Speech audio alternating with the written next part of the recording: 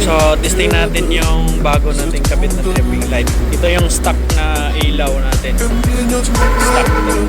Yan, stock. Stock na high beam.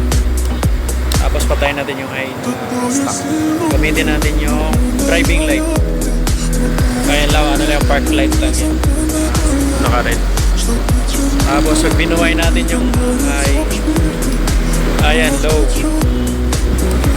high, yung dalawa, high, low, white and yellow, yan. Ano pa isa, blinker. Change na yan.